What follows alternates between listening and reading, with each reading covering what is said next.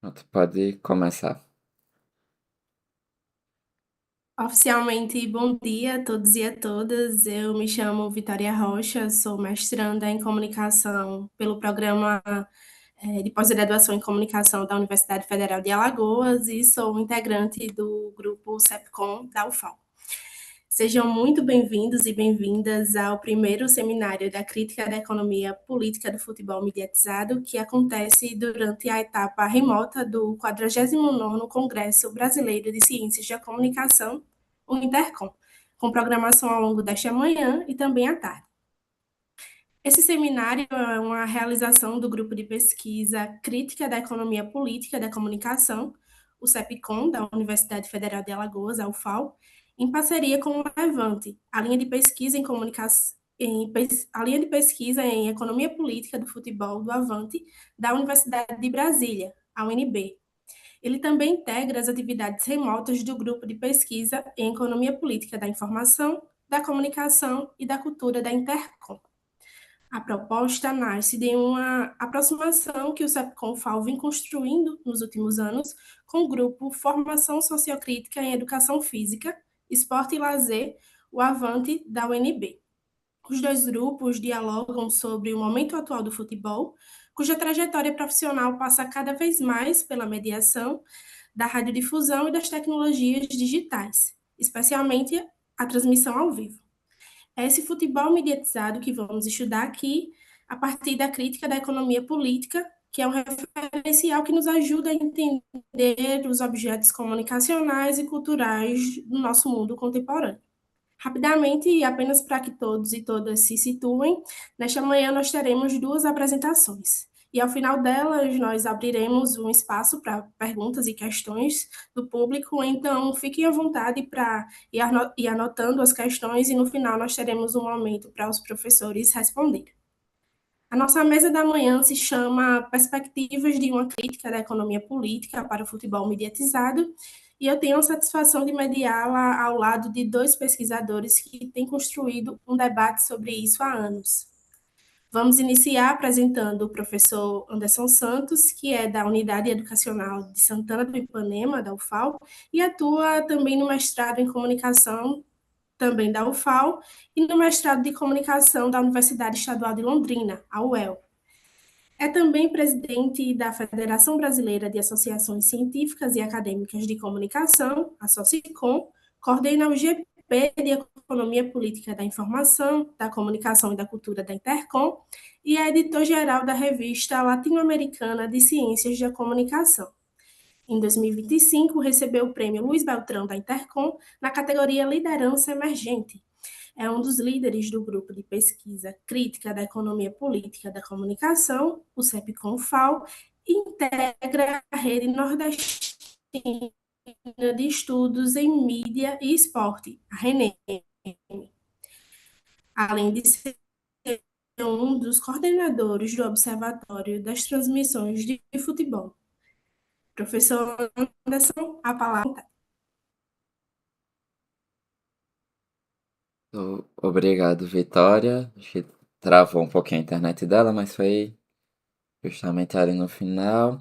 Primeiro, agradecer ao Levante, né, que na verdade é parceiro, é um grupo parceiro, né, agora uma linha de pesquisa do Levante, né, parceira conosco há algum tempo. E também, né, ficou feliz de fazer este evento, porque meio que é uma consolidação de algo que a gente já tem um contato desde o saudoso Wagner Barbosa Matias, né? O contato quando eu ainda estava no doutorado da UNB, e aí por conta dos temas em comuns foi juntando aqui para outras atividades, né? Oficinas, cursos e outras coisas, participação em disciplinas de doutorado, né? No meu caso, e outras atividades também, né? Então, acho que esse seminário, a ideia, inclusive, é que seja, né? Eu coloquei na proposição para a Intercom de ser o primeiro, porque nessa proposta de termos outros e mais pessoas também envolvidas, né? Então, por exemplo, enquanto a gente está aqui, mais tarde vai ter, acho que é hoje, uma mesa de crítica de economia política do futebol no grupo de comunicação e esporte da Intercom, né? Com Irlan Simões, o pessoal do Observatório Social do Futebol também, né, que dialoga conosco há um bom tempo. Então, né, eu fiquei pensando, eu venho rediscutindo ou acompanhando isso de abril para maio, né, teve uma apresentação de simpósio de estudo de futebol, simpósio internacional de estudo de futebol, né, que é do Centro de Referência de Futebol Brasileiro, do Museu do Futebol de São Paulo.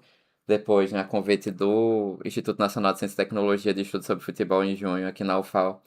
Também comentei um pouquinho sobre isso, assim, né, como é que eu faço por conta do tempo. E aí, né, uma das primeiras possibilidades, né, de algo que é um incômodo mais recente é o vazamento, na verdade, da proposta da FIFA de criar uma espécie de SAF para a Copa do Mundo, né?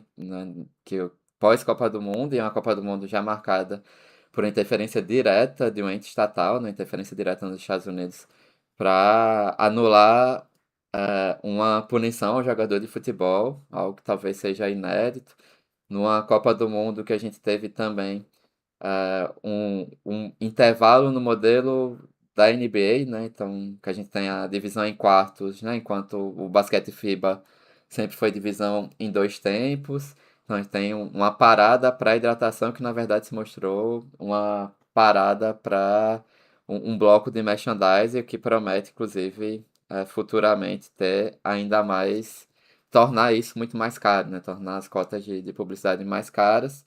E aí redunda num vazamento via jornalismo investigativo de que havia uma venda o intuito de criar uma empresa que vendesse 20% da Copa do Mundo, que é basicamente o processo que a gente viu aqui no Brasil com um dos grupos comerciais, né, que comandam a Série A do brasileiro, hoje Futebol Forte União, que vendeu 20% do futuro dos clubes, né, de receitas para um grupo de fundo de investimento. É a mesma coisa e é bem curioso que aqui no Brasil não gerou polêmica nenhuma, além de especialistas no tema que avaliaram que era muita coisa, né? Que 50 anos disso é muito tempo, mas que não gerou nenhuma polêmica, do mesmo jeito que as SAF não geraram polêmica no futebol brasileiro, além das pessoas de sempre, de uma perspectiva mais crítica para olhar para isso.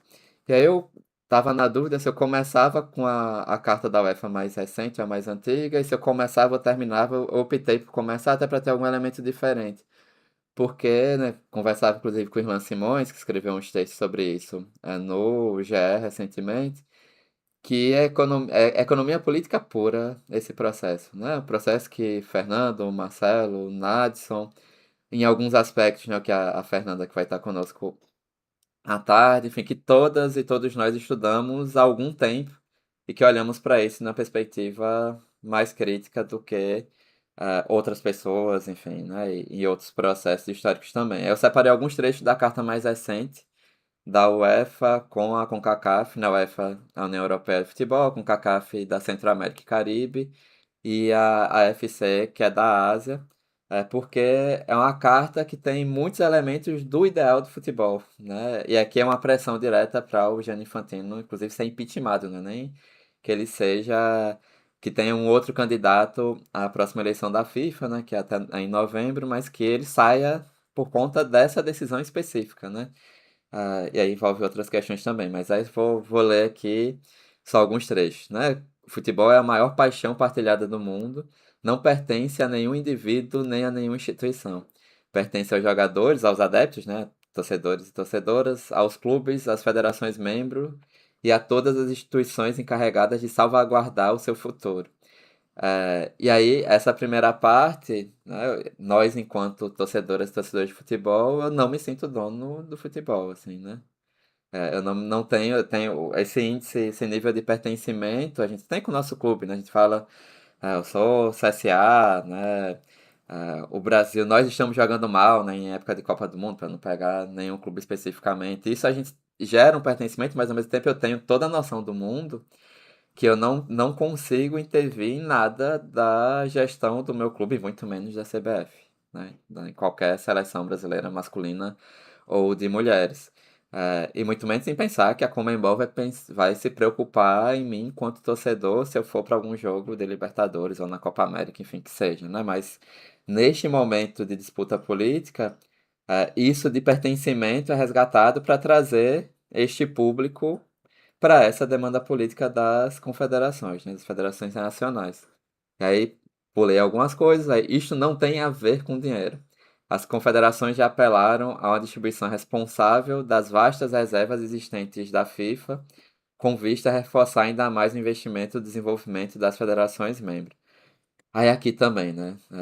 É ignorar todo o processo de, pelo menos, os últimos 50 anos de futebol mundial, acreditar que não tem a ver com dinheiro. Sempre teve a ver com dinheiro, né? Então, em outro momento histórico, né? Final dos anos 90, início dos anos 2000, a gente teve uma empresa, Futebol Mundial, que comandava o marketing, que era a ISL, ficou muito famosa aqui no Brasil, porque fez parceria com o Flamengo, acho eu que com o Grêmio também aqui, e depois faliu e é responsável por uma bolha de investimentos ali de final dos anos 90 e dos anos 2000, e por uma quase falência de uma série de clubes brasileiros por conta disso, que seguiram outros modelos, enfim, outras questões, o Bank Boston no Vasco, e outros modelos também ao longo, o grupo econômico Excel, né, que era argentino, em Corinthians e Vitória, que também quebra com a crise argentina no final dos anos 90, enfim. É, ao falar que não tem a ver com dinheiro, é ignorar uma série de histórias, inclusive coisas que foram criminosas, né? Jogadas com pessoas, com brasileiros envolvidos, o FIFA Gate em 2015, enfim, que basicamente era a distribuição de mais dinheiro, inclusive como propina para presidentes de federações de vários desses locais, inclusive a CONCACAF, muito presente nisso, porque quem denunciou isso para o FBI era, se eu não me engano, o presidente da CONCACAF no período, né, que trocou, enfim, como no Brasil, né, a delação premiada para isso. Aí pula mais um pouco, a liderança no futebol não é uma posse, não se trata de deter nem de exigir o poder para o deter. É um dever de serviço com a família do futebol que a confia, né? Então, é mais discurso neoliberal do que achar que é uma família do futebol. Isso a FIFA faz desde a época da Avelange, né? De considerar como família, mas de acreditar mesmo que essa liderança não seria uma posse, e que não se trata de deter o poder para deter o futebol. Quando o que a gente vê de novo na história do futebol, em qualquer escala, de um clube de futebol até a escala da FIFA, o que a gente vê é um poder muito forte, né? Estabelecido inclusive nessa relação mais recente da Copa do Mundo com o Infantino, e o Donald Trump, né? Uma relação carnal quase, né? Umbilical desse processo, incluindo como o Trump não ganhou o Nobel da Paz, a FIFA fez um troféu horrível para dar um prêmio da paz para o Trump ano passado em meio a tantas guerras. E aí, isso ninguém reclamou, né? Tá todo mundo ali aceitando. Aí pula mais um pouco, não reconheceu que a proposta em si, né? A proposta de criar uma SAF da Copa do Mundo, era intrinsecamente errada. Continua a não haver qualquer reconhecimento de que a tentativa de vender uma participação no Campeonato do Mundo da FIFA constitui um grave erro de avaliação, não apenas um deslize processual, mas uma quebra fundamental da confiança das próprias instituições que a FIFA existe para servir, porque, enfim, depois de vazamento é que houve a consulta e há um processo já de dúvidas com a FIFA em relação à UEFA, uma outra disputa em paralelo que envolve, inclusive, a Copa do Mundo de Clubes, né, porque incha o calendário no momento que a própria UEFA incha o seu calendário com a Champions League maior, enfim, para atender aos interesses, né, dos clubes que queriam fazer a Superliga, né, só para os maiores jogarem, os de maior torcida e maior investimento jogarem só entre si e tudo mais. E aqui, esse processo de vender uma participação do Campeonato do Mundo é curioso porque, né, isso é algo que com o Vitória a gente discute um pouquinho, naquele show dos Jogos Olímpicos, que a ideia é que os Jogos Olímpicos carrega muito mais essa imagem de algo que não é tocado eh, pelo capital, assim, né? Você tem muito mais maquiagens quanto a isso do que a Copa do Mundo, que é um negócio mais, né, especialmente pós-Avelange, deliberadamente futebol negócio, né? E tem essa discussão também, né? Quando sai discussão do Levante, né? Parte da pesquisa do Nadson, Santana especialmente, né? Quando sai de um modelo para o capitalismo de fato, né? Na lógica da extensão da lógica do capital para outros mercados, que envolve cultura, né, esporte, educação, saúde e outras áreas também. Então tem como se a Copa do Mundo fosse essa última fronteira e essa fronteira inabalável, mesmo que a gente tenha um cenário em que a Copa do Mundo deste ano, mas a gente poderia voltar para a Copa do Catar também, né? Já foram quebras de algumas barreiras e a deste ano, assim, por demais, além da quantidade de clubes que tende a aumentar. E aí a força do futebol, eles terminam o texto, né? Que a força do futebol sempre residiu na sua unidade. Apelamos a que essa unidade seja agora respeitada e que haja uma liderança que sirva o futebol em vez de procurar dominar. E aí também é curioso porque o Infantino era da UEFA, né? Então, foi alguém que apareceu como alternativa na verdade, né, a construção política do Avelange, que coloca o seu secretário-geral para ser seu substituto, Joseph Blatter. No Avelange fica quase 3 décadas. Aí o Blatter assume, né, até o FIFA Gate, senão ele ia ficar mais tempo.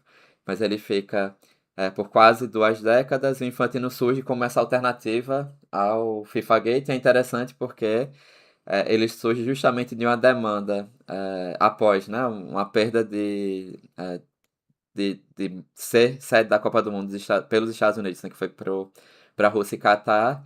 E logo depois ele faz uma Copa do Mundo basicamente nos Estados Unidos, né, com alguns jogos no México e no Canadá. E ele atende a todos os interesses dos Estados Unidos sobre o governo Trump. Então ele é alguém que surge de dentro da UEFA para presidir a FIFA, e agora a ideia, inclusive, é que seja alguém com alguma movimentação de UEFA para assumir, enfim, de ter um outro nome decorrente disso. E aí, alguns desses elementos, né, eu trouxe essa questão contextual, porque, na verdade, a outra carta da UEFA já meio que me deu muitos sinais de que, veja, isso aqui é o que a gente está interessado há muito tempo em estudar. E é curioso como, dentre as contradições, né, tem uma categoria teórica da EPC brasileira, que é a contradição economia-cultura, que deriva do capital-trabalho, que vai aparecer em algum momento daqui a pouco, mas de como esse momento histórico reforça essas contradições e reforça, inclusive, a hipocrisia de várias das contradições do capital, como tem aqui, né? É, e aí, assim, né, depois disso, né, eu vou, aí, assim, né, trazer alguns elementos que reforçam a necessidade. Acho que esse é um caso, né? A gente pensou esse seminário antes de qualquer vazamento desse, mas que isso torna um elemento essencial para as mais diversas áreas que tentam ou que pretendem estudar futebol em termos de investigação científica, não só nas atividades empíricas, seja de como um programa comunicacional funciona, que é o que me interessa também, não sei como falo, mas também, no caso da educação física, não necessariamente daquilo que interessa apenas a tática, né, o aprimoramento físico, ou no caso da história, que é a área da Fernanda, só uma perspectiva histórica, né, sem trazer uma intersecção com outros elementos dialéticos também.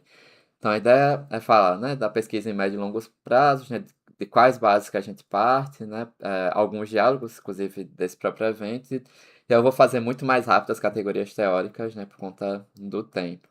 Então, assim, né, quando eu pensei, depois do doutorado, né, já no doutorado tem um primeiro diálogo a partir da tese do Wagner Barbosa Matias, para entender a aplicação das categorias marxistas para o futebol, né? E como apareceria aí a transmissão mediática como elemento extremamente relevante para isso, porque é o que banca e o que banca não só o esporte, mas também é o que banca as outras indústrias que estão ali interseccionadas, estão ali misturadas quanto a isso, enfim, estão ali presentes também.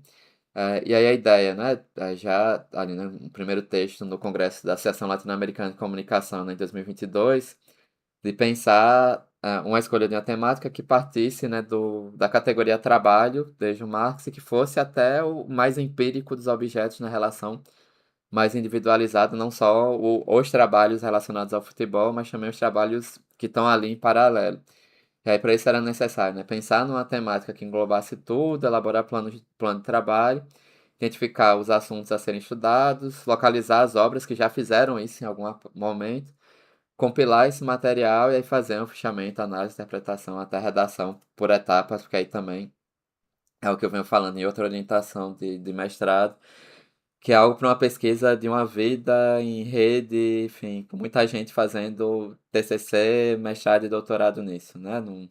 Como mostra, inclusive, esse exemplo histórico agora, né, com a SAFIFA, né, SAF da FIFA, A gente vai ter muito mais surpresas ao longo do tempo. Aqui no Brasil a gente teve o modelo da SAF, teve lei do mandante, tem fundo de investimento diretamente relacionado a esses grupos de negociação econômica, né? Especialmente o Forte Futebol, que tem uma empresa de investimento que é a XP, que faz todos os lados, ela planeja a SAF, ela negocia direito de transmissão e ela tem ação em quem vai transmitir, né, na Cazé TV, então tem uma relação aí múltipla, né, que o pessoal da ciência política chama a teoria das portas giratórias, a gente é um agente que está em vários lugares ao mesmo tempo, né, compra e negocia, enfim. Então, ver isso, né, a partir das autoras de Marconi e Lakatos, como algo mais simples. E aí é importante trazer, né, a base teórica, que até justifica um pouquinho, a gente vem discutindo muito, né, Fernando, Marcelo especialmente, né, na EPC brasileira, a coisa da economia política de tudo, né? Então, a economia política da desinformação, a economia política da internet, a economia política, enfim, né, do jornalismo, se a gente não estaria banalizando a economia política em si, né? Se a gente sabe realmente se é uma economia política que a gente está fazendo a partir disso, né? A discussão, inclusive, de certa forma, do doutorado do Guilherme Bernard, que está acompanhando a gente aqui, né, no serviço social lá em Londrina. Porque aí quando eu pensei no nome, eu disse, não, e é o nome do grupo de pesquisa aqui é Crítica da Economia Política da Comunicação pelo contato com pesquisadores e pesquisadoras marxistas aqui da UFAL, né? Cristina Paniagua, Arthur Bispo, de certa forma o Sérgio Lessa, né? Ivo Tonet, enfim. Porque espertar, tá, mas vocês estão, economia política da comunicação, Adam Smith, David Ricardo, ou é a crítica da economia política, né? Então, nosso grupo parte desse princípio, né, de ter o nome da crítica da economia política. Eu brinco nos últimos anos que hoje eu faço uma crítica da economia política da comunicação também, né, em algumas outras publicações, de avaliar qual é essa EPC, se é marxista, se não é, se é, né, com traços mais liberais, né, um liberal progressismo, né, que infelizmente é muito comum pelos caminhos da democracia burguesa nos últimos anos, não só no Brasil. E aí é isso, né? A base teórica que a gente parte, né, da nossa economia política da comunicação, então nossa, o CEPCONFAL, o CUBUEL, de certa forma o BISCONCEP da Federal de Sergipe, de certa forma o TELAS da Federal do Ceará, tem um grupo de EPC, tinha um grupo de EPC da PUC-Rio, né, que a professora se aposentou, mas a Patrícia Maurício ainda continua nessa direção. Então, esta nossa EPC parte de uma crítica da economia política mesmo, né, parte do marketing, né, do marketing do capital, especialmente, né, tem outros colegas que partem de outro, do marketing dos Gundrich e de outras coisas. E aí, na nossa definição da base teórica da economia política da comunicação, que eu costumo normalmente também ter esse cuidado de partir dela, porque né, a leitura marxista exige mais tempo, mais atenção, um pouquinho mais de cuidado. A EPC é o estudo das relações de produção capitalistas relativas à estrutura do sistema de mediação social, tendo por pressuposto o desenvolvimento das forças produtivas, especialmente aquelas desenvolvidas a partir das transformações sistêmicas que se traduziram na constituição do chamado capitalismo monopolista na virada do século XX. Essa é uma definição que a gente vem trabalhando para popularizar e é muito difícil, porque tem outro autor, que é o Mosco, que eu uso também, né, que tem uma definição mais sintética, né, que é o estudo das relações de poder, que envolvem distribuição, produção e consumo, no nosso caso, de bens simbólicos. Aqui, né, quando trata das relações de produção capitalistas e o desenvolvimento das forças produtivas, amplia essa definição para analisar também as transformações sistêmicas e traz a mediação social como objeto, aí muito por conta de uma redefinição de objeto da comunicação que vem desde Martin Barbeiro, né, um autor espanhol, mas né, radicado na Colômbia, e que a gente avança quanto a isso também nessa preocupação de desenvolver categorias que fujam um pouquinho da hegemonia anglo-saxã, ainda que a gente leia, critique, faça a utilização também. E aí, quando chega na economia política do esporte e futebol, né, passei a trazer um artigo recente, né, do Levante, né, do Fernando com o Nadson e o Marcelo, que a economia política do esporte tem como objeto a produção, inclusive os momentos de distribuição, troca e consumo dos bens e serviços relacionados ao esporte, bem como as relações sociais construídas entre os agentes que com eles interagem. E aí, a partir de um texto com Irlan Simões Santos, é que nesse trajeto a gente tem dois pontos cruciais, né? De um lado, o entendimento do futebol enquanto uma indústria cultural à parte, é o que a gente vem trabalhando, e colegas de fora do Brasil dão uma olhada mais complicada quanto a isso. e ao mesmo tempo é um programa midiático privilegiado e localizado dentre os prioritários por estar dentre os mais rentáveis para a comunicação de massa. Do outro lado, o público que torce nos estádios enquanto um subcampo dessa indústria do futebol, que aí é necessário que a gente tenha também esse olhar, porque uma das críticas que a gente recebe historicamente, não só aqui no Brasil, é que a economia política da comunicação seria muito economicista, né, que não olhava para outras coisas, aí deriva para os estudos culturais e estudos de recepção, que olharia para esses grupos, né? Então é uma preocupação também, né, que já vem de outras definições, não, né? Primeiro que ser economicista não seria necessariamente um problema, mas desconsidera o que é a própria economia política, que não é só economia, né? Não há uma separação de economia com política, né? A economia política é um campo do conhecimento que vê que esses processos andam conjuntamente. E aí olhar também para o público é relevante porque a gente vai olhar para o processo de resistência, enfim, né, de outras coisas que acabam direcionando também aqui. E aí é nesse processo que a gente tem uma série de diálogos, né, principalmente com o Levante ao longo do tempo, né? Eu acho que o Levante, né, já com o Wagner, chega por mim, para mim, né, a partir desse primeiro artigo aqui, os 3 pontos de entrada da economia política no futebol. E aí tem o livro dele, Futebol de Espetáculo, que é um segundo diálogo, digamos assim, né? Que é quando eu uso a tese de doutorado, né, orientada pelo Fernando, na educação física na UNB, para fazer uma discussão teórica, inclusive, de certa forma, a revelia do meu orientador de doutorado. Não, talvez você não alcance isso, eu não precisa, não, mas eu quero fazer trazer isso também. E aí foi quando a gente começa um diálogo, assim, não, né, tem divergências, mas a gente pode conversar, infelizmente, por conta da pandemia, o Wagner foi uma das vítimas da pandemia de Covid-19 aqui no Brasil. Aliás, vítima de um desgoverno no momento de uma pandemia de Covid-19, né? Acho que é mais tranquilo a gente falar assim. E aí, a partir disso, a gente tem outros materiais, né, do próprio Levante, outros contatos também. Então, aqui tem um pouquinho, né, o livro do Nadson, Esboço da Crítica da Economia Política do Futebol, que é oriundo da tese dele, também orientada pelo Fernando, no Levante. Alguns artigos, né, artigos que eu já tratei aqui, esse, na indústria do futebol e acumulação capitalista em debate a partir da economia política da Premier League. O ativo jogador e suas produções de contexto, no contexto da economia política do futebol, diálogos preliminares, que é a base da pesquisa do Marcelo Rezende Teixeira, né, que eu fui da banca de qualificação na banca de doutorado. O livro do Avante, Educação Física, Formação Humana e Trabalho, Contribuições Marxistas aos Estudos do Corpo, do Lazer e da Estética, que eu tenho aqui também. E aqui é o artigo, né, o artigo que eu falei do evento, Planos Iniciais de Projeto de Pesquisa para uma Crítica da Economia Política do Futebol, e em contato mais recente, inclusive bronca da própria Fernanda, né, que eu conheço há algum tempo também por conta do Ludopédio, mas não, mas eu analiso o futebol de mulheres também a partir das categorias marxistas, então dá uma olhada no que eu produzo, enfim, que é um nome que não está necessariamente no CEPCOM, ou ainda não está no CEPCOM, e no Levante, que vai participar aqui também, né, que fez a tese. O futebol não foi profissional comigo, mas eu fui com ele, futebol como trabalho para as mulheres no Brasil.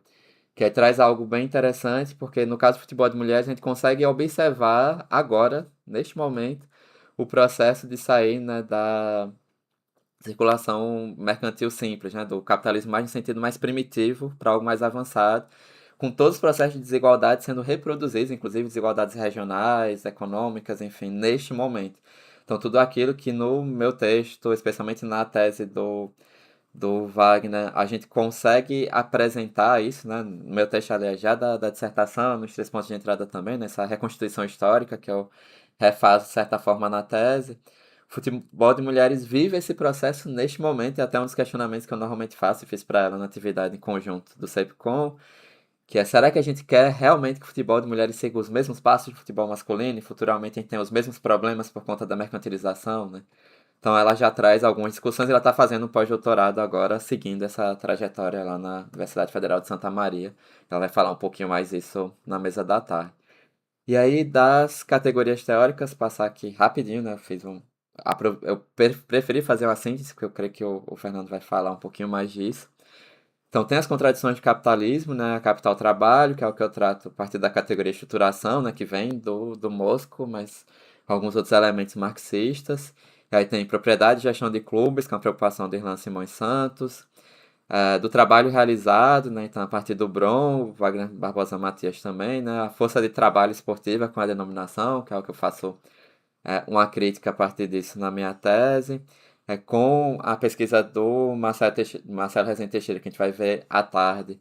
Essa discussão a partir da categoria que seria o ativo jogador, né, que já é a pesquisa do Marcelo, é um resultado desse debate acumulado do Wagner comigo, da pesquisa do Nadson, né, da participação em bancas e de outras leituras dele, né, e resgata uma categoria da contabilidade, que é o ativo, né, uma coincidência, porque eu dou aula na graduação da contabilidade, e aí foi algo interessante de observar também, mas naquilo dificilmente eu vou ter orientando a contabilidade que vá querer partir disso.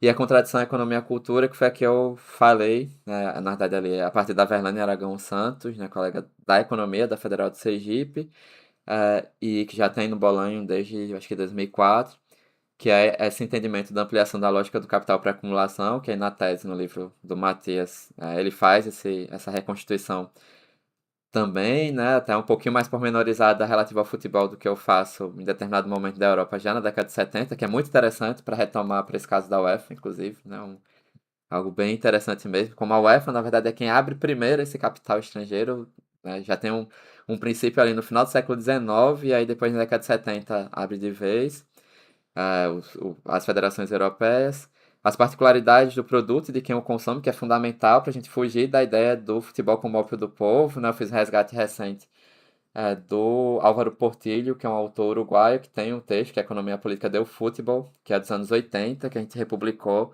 numa antologia dos estudos de EPC na América Latina. A gente republicou um monte de texto, assim, é um calhamaço, é um livro virtual do Claxo, que tem mais de 700 páginas, e esse texto foi um dos recuperados, né? Eu tenho, já li algumas vezes, eu tenho que escrever sobre ele também, que já tem uma perspectiva mais altusseriana, e aí isso gera um problema, que é mais uma direção do futebol como ópio do povo, ainda que tenha questões muito importantes ali no Portilho. É preciso considerar a aleatoriedade do bem simbólico, por isso que as bets estão aí ganhando muito dinheiro com isso, e por isso que é um elemento que nos traz, mesmo a gente que pesquisa, né, nos traz uma paixão, a gente continua enquanto torcedor, mesmo sabendo de tudo isso, do Capital, minha companheira sempre fala isso, eu não sei como você ainda é tão fissurado em futebol, sendo que você estuda o futebol a partir da crítica da economia política, né? Mas, enfim, né, então tem essas coisas também. E algo mais recente do texto do Mascarenhas Reis e Teixeira, né, o que o público demanda e constrói com participação, né, tem uma espécie de economia moral e é algo que a gente pode construir mais à frente também. Em relação à lei do valor, a velha discussão de qual a mercadoria produzida, né, que é uma velha discussão porque na própria comunicação, né, estava Fernando e eu, na verdade eu mais entrando para completar um artigo dele recente, estar discutindo isso, né? Porque na comunicação tem uma discussão de qual é a mercadoria e audiência, como é que é essa audiência, isso retoma a partir de autores europeus, agora na década de 2010 por conta da internet, mas daqui outro autor brasileiro, Marcos Dantas, que é marxista, tenha trazido algo assim nos anos 2000, né? Ele categoriza como mais-valia 2.0, enfim, tem outras coisas nisso. No futebol isso é muito presente. Há um consenso de ser o futebol de espetáculo mediatizado, e eu optei pelo mediatizado em relação ao futebol de espetáculo, pela hegemonia mesmo, né, da discussão do Bourdieu sobre futebol de espetáculo. Normalmente o pessoal vai para a linha crítica pelo Bourdieu e para no Bourdieu, não vai procurar outras coisas, inclusive que a gente produz há mais de 10 anos sobre isso. E aí o futebol mediatizado, algo que Vitória já escuta muito nos últimos tempos, a mediatização, ainda que eu tenho um texto com o Valério Cruz Brito sobre isso em 2012, mas um processo também a ser visto com algum cuidado, porque a mediatização tende a ser tudo, né? E a gente compreende que o capitalismo é que é esse grande guarda-chuva, e que esse processo de mediatização é posterior e não é a grande coisa nisso, né? Se a gente não der o passo atrás, se quiser fazer uma pesquisa via economia política da comunicação, nessa perspectiva da crítica da economia política, a gente vai ter problemas e, no final das contas, não é o capital o problema, vai ser a mediatização, né? Então tem que ter um cuidado também quanto a isso. E a discussão do pé de obra, né, que a gente já, né, parte do Levante, a renda, a propriedade, enfim, né, a Fernanda trata isso como fazer jogadora, né, trata ainda a parte anterior, que é a profissionalização, que é necessário, né, inclusive, recuperar da sociologia do trabalho, de como olha para isso, desde o Arley Sanderdam, que tem uma tese em 2005 na URG sobre isso, na antropologia, e ver como, né, ainda com pesquisa empírica, né, meio que fazer esse passo atrás, que essa era a minha preocupação com o trabalho de jogador, da jogadora, de entender como a sociologia do trabalho tratar isso, não necessariamente uma sociologia do esporte que seja marxista, né? Então, por isso ter essa volta também, tá que ficou o pé de obra. E é como é produzida a mais-valia que o Mascarenhas e Teixeira, né, partem do princípio de ser um prejuízo, mas que aí eu acho que esse é um ganho desse diálogo também conosco da EPC brasileira, né? Que eles vão escrever, né? Provavelmente o Fernando vai falar um pouquinho mais sobre isso. Vão fazer uma discussão a partir de Kennedy e Kennedy para avançar criticamente nisso, para tratar de duas formas de acumulação, de explicar por que dá prejuízo, mas onde que é produzido então essa mais-valia nessa indústria, né? Que é a grande discussão que eles estão chegando ali, que isso envolve outras indústrias, mas que eles percebem a questão da transmissão e do marketing como como esse elemento importante, como isso se dá entre clubes, né? Eu discuto um pouquinho na especialização e mercantilização, tanto no artigo 2014 quanto na reescrita em 2021 para a tese. Tem questões ligadas, né, à indústria cultural com o futebol, né, que é o que eu trago com o Irlan ainda em 2016, mas resgatando as funções da indústria cultural, né, propaganda, publicidade e programa. E aí o valor de uso está no desempenho e fruição, o valor de troca no espetáculo. E aí isso é importante também, né? Quando a gente discute mercadoria, toda mercadoria no sentido marxista tem valor de uso e valor de troca. Então, quando eu digo que o futebol é ópio do povo, eu estou desconsiderando o valor de uso. Estou desconsiderando que tem uma construção comunitária popular em meio a tantas tentativas de mercantilização que vejam, né? Eu comecei mostrando que a UEFA, a AFC e a CONCACAF para argumentar uma relação de poder estabelecida pelo presidente da FIFA, inicia isso dizendo que é a família do futebol, é a unidade, que o futebol é também do torcedor, enfim. Então usa o valor de uso para argumentar para algo que é uma relação política e econômica estabelecida. E aí, num texto, em um livro também, quase que um compêndio sobre futebol, né, nas ciências humanas e sociais, o Neto e o Cavalcante vão dizer que quando a gente usa o conceito de mercadorização para o futebol, não estamos afirmando que a prática esportiva possa ser reduzida a ele. Então, nem tudo no futebol se tornou ou tem se formado mercadoria. Ao mesmo tempo, contudo, afirmamos que esse processo se torna cada vez mais extenso e intenso no futebol, mais extenso porque se buscam cada vez mais elementos dessa prática, mais intenso porque o processo de mercadorização se intensifica em cada elemento. E aí tem também toda a discussão, né? Por que mercadorização, se mercantilização, se comodificação, enfim, fugiu o nome dele, mas um pesquisador do Observatório Social do Futebol apresentou sobre isso também, né? De como a gente usa, e aí Fernando e eu aparecemos como dois dos autores que mais utilizam esses conceitos para tratar do futebol, enfim, né? Na pesquisa das humanidades aqui. E aqui, né, o modelo econômico, eu tirei o modelo a partir do Nadson, que o Fernando e com o Marcelo, que imagino eu que eles vão apresentar, né? Então a gente sai um modelo bem simplificado aqui no meu caso, né, do futebol profissional, de bilheteria, os gastos com salários, prêmios e transferências, materiais esportivos, a indústria cultural e outros bens ou serviços. E aí que eu já passei um pouquinho do tempo, né? Então, dos caminhos que a gente tem aqui, então, primeiro que há muita coisa, né? Para uma efetiva pesquisa crítica radical, tem, inclusive, um colega da comunicação já entrou em contato comigo, está olhando isso do ponto de vista dos dados, das plataformas, né, o Rafael Groma, mas a gente tem muita coisa porque a gente teve um obstáculo que era tratar coisas populares como o ópio do povo. E aí, do mesmo jeito que o futebol, a telenovela no campo da comunicação teve esses problemas nos anos 80 e 70 também. Então, tem um caminho longo para isso, mas é necessário, inclusive, recuperar essa crítica e recuperar os autores e autoras que tratavam disso, né?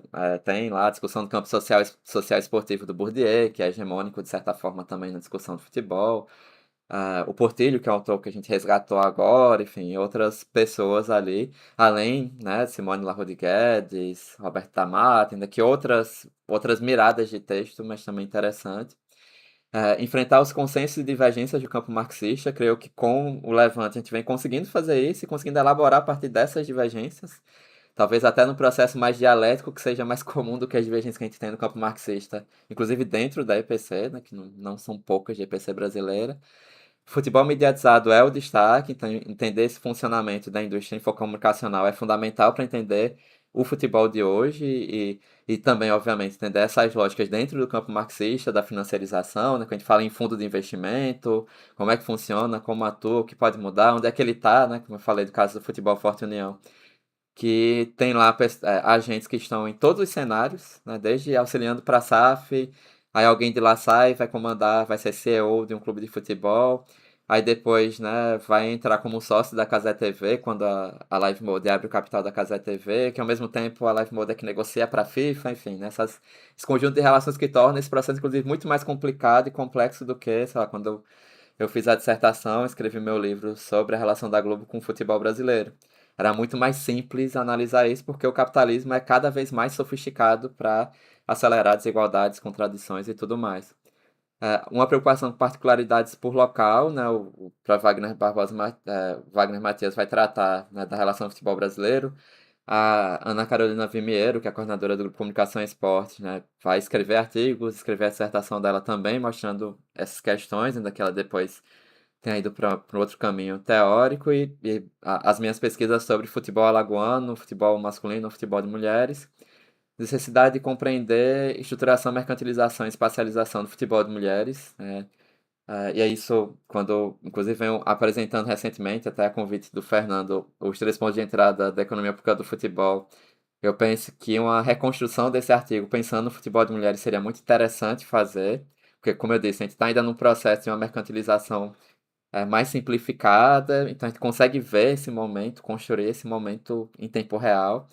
E aí, uma crítica da economia pública do futebol de mulheres e até mesmo de outros futebols, né? Eu estou aqui com a camisa de uma seleção indígena de futebol no Brasil, né, de uma construção, né, de outros futebols, que é algo muito, vem crescendo muito nos eventos, no NCT Futebol, no Simpósio Internacional de Futebol do CFRB também, e CRFB, e até que ponto queremos uma comparação por igualdade, que eu já comentei, mas para isso é necessário construir pesquisa com suporte, estrutura e pessoal, né, que é, na verdade, hoje a minha principal questão, porque, inclusive, já saí de uma coisa, minha ideia é sair de mais coisas esse ano para que eu possa me dedicar adequadamente para isso, individualmente, para montar projetos, pensar em editagem, tem edital universal que permite as parcerias, mas para isso é necessário que a gente tenha também a construção de tempo para montar e pensar se é algo hábil, né? Então, né, meu primeiro projeto do PIBIC, a ideia era começar o trabalho, a pesquisa sobre trabalho,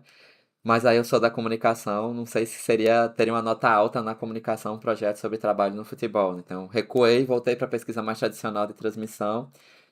Enfim, né, não tem nenhum arrependimento quanto a isso. Está produzindo muita coisa mesmo nos últimos 4 anos, mas que para isso é necessário a gente ter o mínimo de tempo, de estrutura e de pessoal também, e pessoas interessadas nisso. Por isso a ideia de montar o simpósio. É isso, aqui tem algumas referências, né? A carta da FIFA é do dia 10 de agosto, é dessa semana, da UEFA, perdão, é de segunda-feira. E alguns dos outros trabalhos aqui, depois se alguém quiser, eu posso mandar o link do Canva, mandar por e-mail também para quem quiser.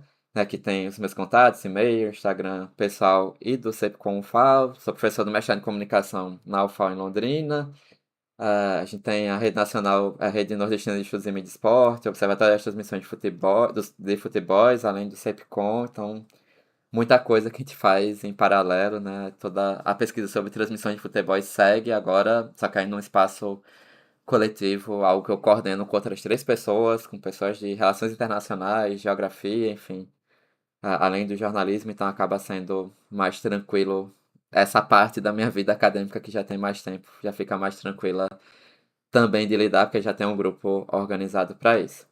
É isso, né? Agradeço e perdão, Vitória, passei do tempo um pouquinho do que a gente tinha combinado, mas aí já devolvo a posse de bola para você nesse futebol misto que a gente está praticando aqui hoje. Muito obrigada, professor, pela riquíssima apresentação.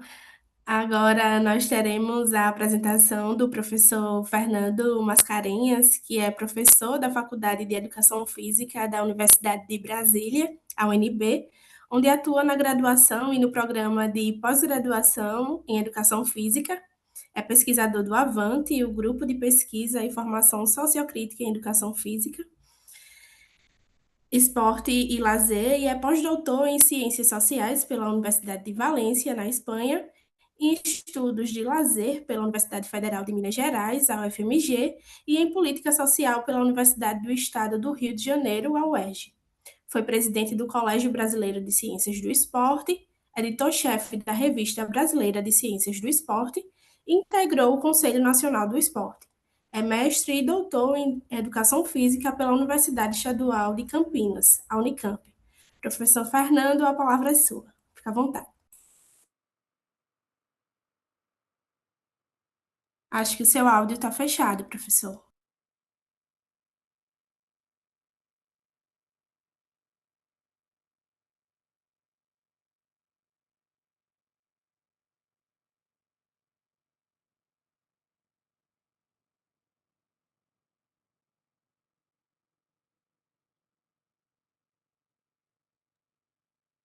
Pronto, tive que fechar aqui a apresentação para ter acesso ao botãozinho do áudio.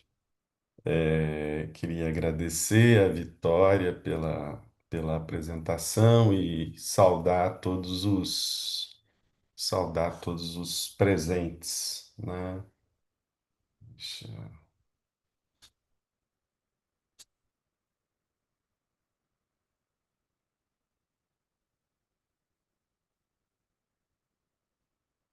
Pronto, estão vendo aí? Sim, Ok. estamos vendo. Então, bom dia a todas, todos, né? Queria mais uma vez reiterar meu agradecimento aí à Vitória pela apresentação, né? Um agradecimento que eu estendo aí a todo o CEPCOM, em especial aí ao Anderson, né? Através do qual a gente tem buscado construir esse diálogo e me sinto muito feliz hoje aqui de ver que um diálogo que começou lá atrás, muito centrado em pessoas, né? Em especial no Anderson, no Wagner, foi se ampliando e se institucionaliza agora por dentro do espaço da Intercom. Claro que pelo protagonismo do CEPCOM. E daí, em nome do Levante, a gente agradece a oportunidade de poder, né, aprofundar esse diálogo com vocês nesse importante evento, né? Talvez o mais importante evento aí das ciências da comunicação. Então, muito grato, Anderson, e muito feliz por estar com vocês aqui hoje, junto também com o Marcelo e com o Nadson, que vão poder representando, né, o Avante, a linha Levante no debate da tarde. Bom, o que eu percebi, né, da sua abordagem, Anderson, foi uma exposição muito centrada numa agenda, né? Então, quando a gente fala das perspectivas da crítica da economia política, acho que no Brasil e no mundo, né, a gente está falando sobre o futebol, a gente está falando sobre algo ainda por se construir, né? A gente pode talvez contar nos dedos aí aqueles autores, aqueles pesquisadores que vêm se valendo dessa matriz do conhecimento, vamos dizer assim, para tratar do futebol. E quando a gente se ocupa da literatura internacional, né, a gente não amplia também muito esse quantitativo aí de pesquisadores, muito embora, né, a gente perceba a produção de muita densidade, de muito rigor, e com grandes contribuições aí à compreensão desse fenômeno, né, sob o ponto de vista da economia política, que é o futebol. Portanto, o Anderson, né, traz aí o debate do método, da teoria, né, e os problemas que se apresentam, né, nessa perspectiva de construção de uma agenda de pesquisa futura para a comunidade que se debruça sobre a crítica da economia política do futebol. Estou falando isso porque, em certa medida, Anderson, eu não vou fazer diferente, né? Eu acho que eu também vou por esse caminho, mas também apresentando algumas sínteses provisórias, né, a respeito daquela que é a grande questão, né, que nos persegue, que diz respeito, afinal de contas, o que é esse futebol mediatizado, esse futebol profissional, né? Ou reformulando a pergunta, né? O que vem sendo esse futebol profissional, né? Incorporando aí a ideia de contradição, movimento e processo. Né? Então, o que que vem sendo esse futebol? Essa é a pergunta que nós temos perseguido, né? E quando eu falo nós temos perseguido, eu recupero aqui, né, a contribuição do Wagner, do Nadson e mais recentemente do Marcelo, né, que são as três teses que eu tive a oportunidade de orientar no programa de pós-graduação em Educação Física da UNB, que se dedicaram ao tema, né? Nesse esforço de compreensão, né, e de explicação do futebol profissional, a partir da área de conhecimento da educação física, né, nós localizamos na possibilidade desse diálogo com a economia política da comunicação, a possibilidade de avançar teoricamente sobre a compreensão desse fenômeno, uma vez que a economia política da comunicação já havia desenvolvido ferramentas, vamos dizer assim, teóricas para explicar, né, a audiência como categoria central, né, do processo de acumulação por dentro da indústria da comunicação ou do setor do audiovisual. Então, portanto, né, vocês nos emprestam, em certa medida, né, um arcabouço categorial que permite um entendimento dos processos de acumulação que envolvem, né, a indústria do futebol, uma vez que que a produção do esporte profissional, ela é diretamente articulada a esse processo de mediação, né, dado pela indústria, o setor do audiovisual, algo que a gente vai conversar aqui rapidamente, né? Esse desenho, ele ilustra um debate que o Anderson citou aqui, presente num texto que o Anderson citou, em que eu escrevi e pedi a contribuição do Anderson justamente por esse acúmulo da economia política da comunicação e que tende a ser publicado na Revista Brasileira de Ciências do Esporte. Nesse texto sobre a economia política da Copa do Mundo, a gente busca explicar, né, como funciona o complexo futebol, mídia, finança, nesse processo, como funciona esse complexo nesse grande evento que é a Copa do Mundo de futebol, articulando aí a produção do espetáculo concreta, né, com a reprodutibilidade desse espetáculo em escala ampliada a partir da mediação do setor audiovisual que tem na audiência a sua mercadoria-chave. Esse debate já está presente no Wagner, está presente no Anderson, está presente no, no, no, no, na tese do Nadson. O que a gente começa agora a investigar, né, e trazer de novo, e que já aparece na tese do Marcelo, né, mas que foi centralmente desenvolvida nesse artigo sobre o modelo de acumulação na indústria do futebol, em diálogo com Kennedy, lá que estudou a Premier League, em que a gente começa agora a avançar na discussão sobre a financiarização, né?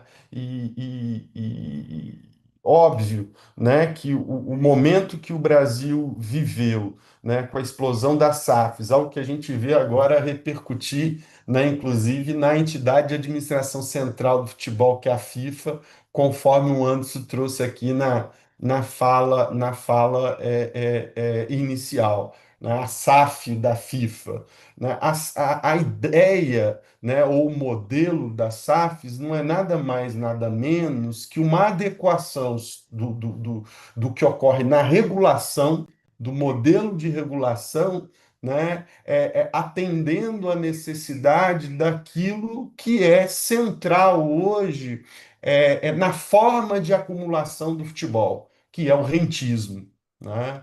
Portanto, se o futebol hoje, né, estrutura sua forma de acumulação a partir do rentismo, né, o modelo empresarial como forma jurídica em substituição ao modelo associativo que compunha o estatuto, né, dos clubes, não deixa de ser, né, uma adequação do modelo de regulação às exigências colocadas por essa nova forma de acumulação de base rentista, em que tudo é transformado em ativo, né? Desde a audiência futura ao valor de um jogador futuro, né? Então, tudo, né, é calculado a partir de um valor futuro e projeção de rendimentos que está na base desse sistema de valorização financeira rentista dada pela organização do futebol, do profissional nos dias de hoje. Para entender, né, esse complexo, né? Eu falo aqui de uma síntese parcial e provisória, mas na realidade seria muito mais honesto aqui falar de uma agenda, né? Porque é uma síntese ainda muito, muito parcial e provisória que a gente tem. Um ponto de partida, portanto, para a construção de futuras pesquisas. Daí o meu entendimento que esse futebol mediatizado ou do futebol profissional, ele cobra, portanto, uma discussão desses 13 pontos. Primeiro, da forma indústria que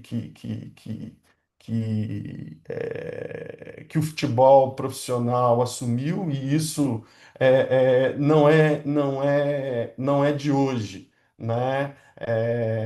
Essa forma industrial é a expressão do desenvolvimento, né, das formas sociais de produção que estão na base da produção do futebol hoje, com uma produção que se dá em escala, portanto, com um grau elevado aí de reprodutibilidade e envolvendo um grande complexo aí de processos. Daí isso, então, nos leva a pensar o futebol, tomando uma categoria aqui lukácsiana, né, que eu aprendi, né, com um colega do Avante, que é o professor Edson Marcelo Húngaro, que diz respeito a entender o futebol como uma totalidade dentro de outras totalidades, vamos dizer assim, né? E volto a esse ponto daqui a pouco, né? E nessa direção também entender que o futebol,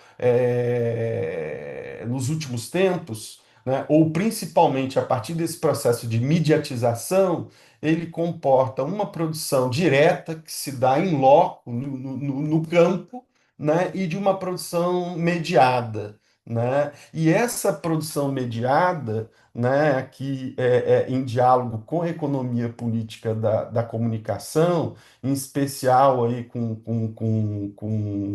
o Bolanho, transforma, né, o futebol, enquanto vamos dizer assim, um setor da indústria cultural, e aí, a partir do Bolanho, entendendo a indústria cultural, assim como a indústria do transporte, né? Uma indústria que produz valor, né? E vai agregar esse valor à mercadoria, a indústria da comunicação, ela vai participar diretamente também da produção, então, de valor do futebol. Mas essa produção do valor do futebol, ela tem relação com esse papel que o futebol empresta enquanto uma plataforma de publicidade que contribui no ciclo do capital para a aceleração da sua rotação, né? A ideia de que a publicidade ela contribui para emular, vamos dizer assim, a realização das mercadorias, né? Então, com isso ela precipita a venda, né? Diminui esse tempo de circulação, né, das mercadorias e contribui para a aceleração da rotação de capitais. É um debate que está presente aí no Capital, do Marx, e que eu acho que é central aí o nosso entendimento desse processo para pensar e entender o futebol e a sua produção mediatizada, né? Agora, né, essa produção, ela vem gerando, vamos dizer assim, mais valor ano após ano. Portanto, como é um setor novo de inovação dentro de um capitalismo em crise, né, é um setor que pode ser entendido como um nicho de superacumulação, né? Isso porque os índices de crescimento da indústria do futebol, ano a ano, são muito maiores que o índice de crescimento do PIB global. Então, vamos dar para dizer que o PIB do futebol ele cresce de forma muito mais rápida. Então, o capital financeiro enxerga aí no futebol um nicho de superacumulação e passa a dirigir investimento para esse setor e subordina esse setor à sua lógica rentista. Daí a necessidade de alteração da superestrutura jurídica e da superestrutura política, né, que sustentam e legitimam e que fazem funcionar essa nova forma de acumulação rentista que organiza o futebol. E essa forma, né, ela cresce por concentração, né, pensando aqui na lógica de desenvolvimento do capital imperialismo segundo. Me ajuda aí, Marcelo, fugiu aqui o nome da referência, a professora lá da UF. Ai, Bom, fugiu também. é, daqui a pouco me vem o nome dela. E ela vai ter a tese, né, de que o capital imperialismo se desenvolve a partir da centralização e das expropriações. Então, a gente tem um Virginia controle, Fontes, professor. a Virginia Fontes, um controle cada vez mais centralizado daquilo que garante valor, né, a esse sistema, que são os direitos de propriedade sobre contrato, né, de trabalho dos jogadores, de direitos de imagem, de licenciamento de direitos de marca, e de outro lado, as expropriações, né? E que são de toda a ordem, materiais e simbólicas. Né? Expropriação de patrimônio de clubes, quando você transforma eles em SAFs, né? Primeiro o indivíduo, o clube, transforma ele em SAF e me aproprio do patrimônio do clube como garantia nesse processo, expropriações simbólicas, né? A própria expropriação do torcer, quando os nossos jovens jogadores vão para o exterior e a gente perde o direito de ver esse jogador no estádio, na TV, né? Então, são expropriações de toda a ordem, mas que geram também as resistências e que são de toda a ordem também no futebol. Desde clubes mais organizados, de clubes com uma identidade mais ligada à contracultura, de resistências torcedoras, de ativismos de atletas. Portanto, não há, né, um avanço da financiarização sobre que se construa sobre a passividade dos agentes que perdem nesse processo. Há também resistência. E de que forma essa indústria dialoga com formas não capitalistas de organização do futebol? Ela incorpora, coopta e também enfrenta resistências dessas formas não capitalistas. Um exemplo de incorporação, né? E Marcelo estudou aí a formação de jovens atletas e a gente lidou com um autor que estudava a indústria dos meninos bons de bola na América Latina, que é uma indústria precarizada que se constrói além dos clubes. Então, os clubes, claro, têm as suas redes de escolinhas de formação, mas, para além disso, nós temos uma rede de olheiros que usam, que observam o futebol nos espaços e territórios da juventude pobre e que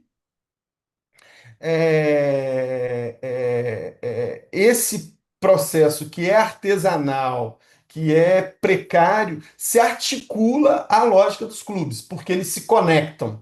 Eles se conectam. Portanto, há um processo de produção e de organização do futebol não capitalista, né, mas que se conecta também à forma de produção capitalista do futebol, e essas conexões merecem também investigação.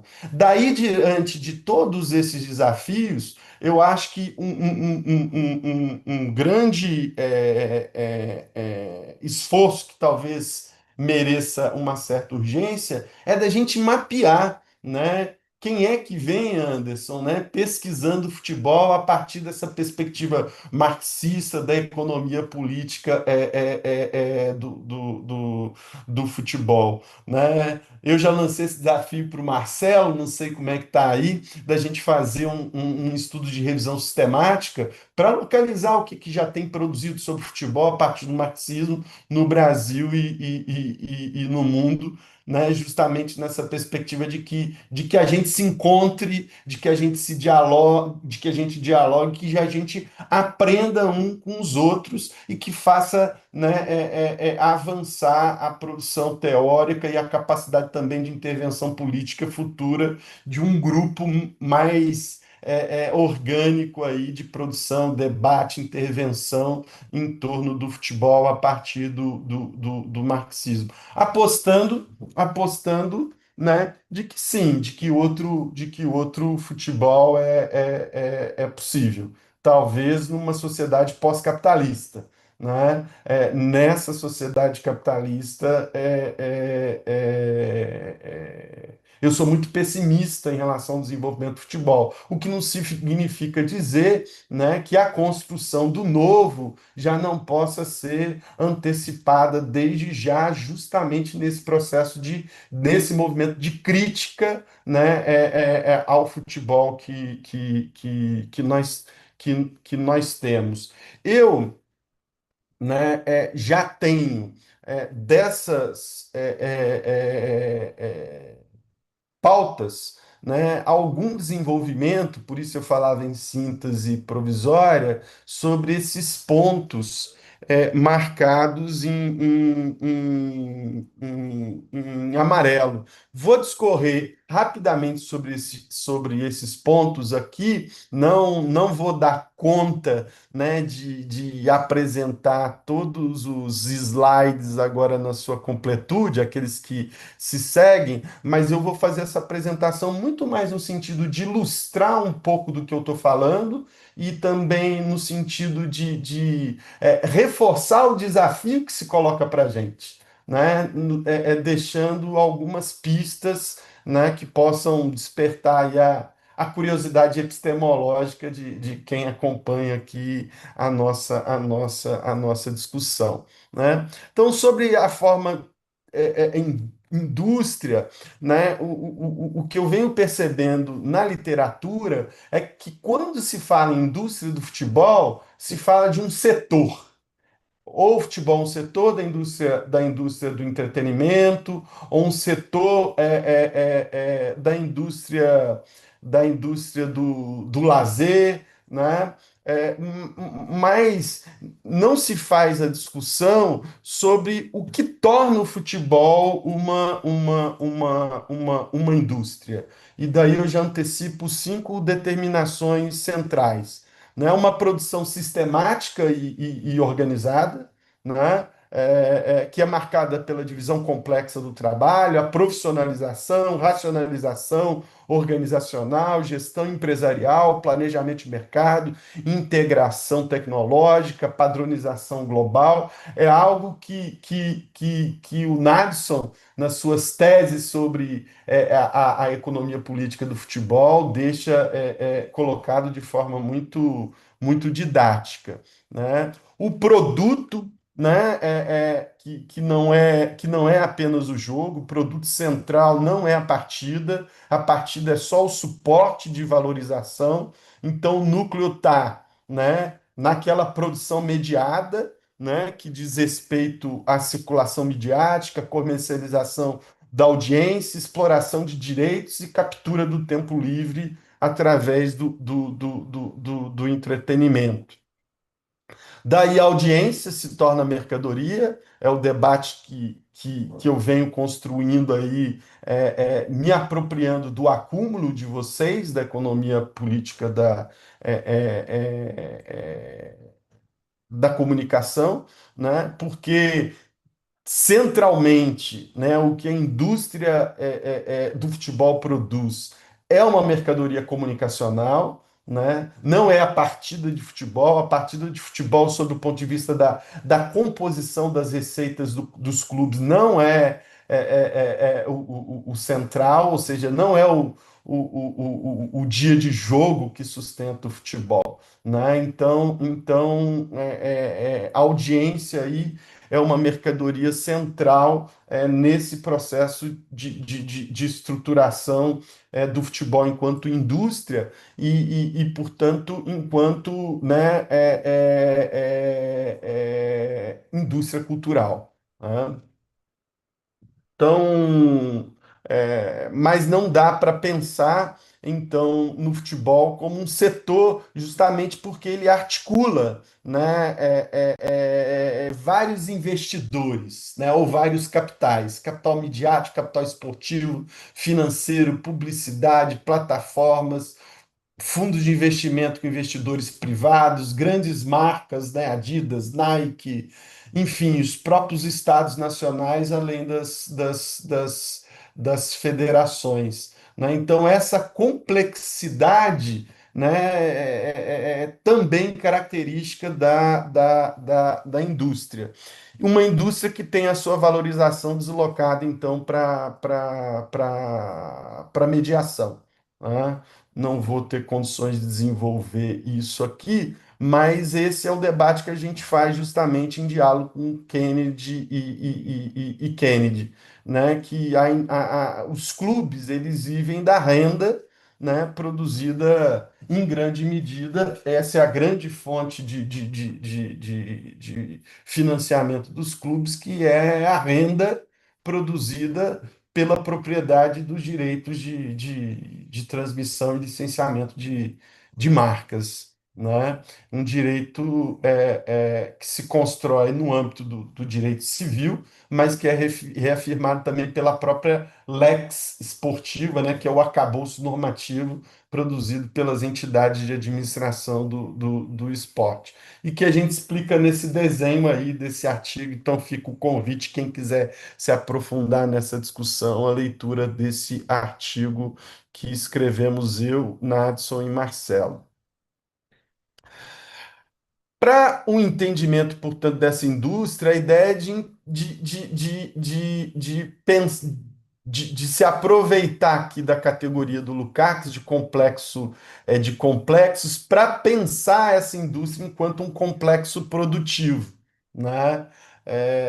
O Lukács vai dizer que a realidade social então é uma totalidade de várias totalidades, né, um complexo de vários complexos, e todos esses complexos gozando aí de uma autonomia relativa, né, mas que se relacionam de forma histórica, contraditória, a partir das determinações de reciprocidade que esses complexos guardam. Né? Um exemplo aí, para pensar o complexo do futebol, a gente não dá para desconsiderar, né, o debate da economia, da mídia, das finanças, do direito, das políticas e da cultura, né? Então, para pensar o futebol, a gente tem que pensar mais do que o futebol, e não só o futebol a partir da comunicação, ou a partir da educação física, ou como esporte em si, né? Mas em diálogo com essas outras áreas do conhecimento, portanto, com esses outros complexos da realidade. Né? Então, né, voltando àquela questão central, né, sobre o que é o futebol profissional e a pergunta que a gente então vinha buscando, quem controla a realização do valor no futebol contemporâneo, né? A nossa premissa é de que, como resultado do processo de financiarização dos últimos anos, e que a gente assiste agora se intensificando no Brasil e no mundo, no Brasil a partir das SAFs e no mundo a partir da própria tentativa aí da FIFA de abrir, né, o seu principal torneio aos investidores com essa proposta aí da SAFIFA, né? Então isso muda completamente as relações de poder dentro do mundo do futebol, mas sem reverter isso que já está na base da desigualdade, né, que é essa relação de uma hierarquia centro-periferia, né, em que o Brasil, né, segundo nos mostrou Wagner lá atrás, ocupa em uma posição de semi-periferia. E tenho avançado na discussão, caminhando aqui para o fim, sobre a financiarização do futebol de uma forma ainda muito preliminar, né? E tenho, vamos dizer assim, um projeto mais ambicioso, né? Para estudar esse regime de acumulação, o modo de regulação e expropriações, algo que nasceu num afastamento meu para o pós-doutorado, né, no ano de daqui 24, mas foi 26, foi no ano passado, que me possibilitou, né, perceber o quão essa agenda era grande e que não teria condições de desenvolvê-la em um ano. Né? Então, eu fiz um projeto de pós-doutorado para um ano, que na realidade é um projeto para 20 anos e para muitos, que envolve todos aqueles pontos. Então, na conversa com os parceiros desse pós-doutorado, que foi o professor Silvio Carlos Silva, lá da UFMG, e o professor Ramon Goig, lá da Universidade de Valência, né, nós pensamos e identificamos um caso, né, que materializa a financiarização do futebol e que possibilitava o diálogo entre Brasil e Espanha, uma vez que eu fui desenvolver o meu pós-doutorado na Universidade de Valência. E daí eu estudei, né, a passagem do Ronaldo, tanto no Valladolid quanto no Cruzeiro. Né? Nós fizemos um estudo de caso, né, que apontou tanto para o Ronaldo enquanto investidor, mas também para as reações torcedoras, né, a esse processo de financiarização. Olhamos também, portanto, para as resistências, né, mas trazendo aqui dados, né, desse estudo, a nossa preocupação inicial era entender um pouco como E qual o interesse do Ronaldo na compra e venda desses clubes, né? Tendo em vista que hoje o processo vamos dizer assim, de acumulação em torno do futebol se dá muito em função do capital especulativo, né? Ou centralmente também de comprar e vender ativos, né? E uma vez que os clubes se tornaram ativos, né? Isso também se tornou uma ação recorrente, né? Vem comprar e vender clubes para ganhar dinheiro. Então é também uma forma de acumulação, né, rentista e que está presente hoje no futebol. Eu detenho a propriedade de uma ação, né, de um título, né, com a expectativa de que isso vai valer mais alguns anos adiante. Né? Então, essa lá no Capital, livro 3 o Marx vai explicar o fundamento, né, do capital fictício. Então, o que eu tenho na mão é papel, né, na ideia de que isso vai valer mais lá na frente. Então, isso passa a organizar também esse processo de compra e venda de jogadores. Aqui nesse livro do Socioeconômicos, que é um livro seminal aí, que muda justamente essa mudança no padrão de receitas do futebol, que inaugura, né, o futebol mediatizado enquanto padrão dominante, né, mas que abre, né, esse processo vai abrir também para a atração de grandes investidores, no caso do Roman Abramovich 2011, né, no Chelsea foi um caso emblemático, né? E isso nos coloca, então, uma discussão sobre os donos da bola.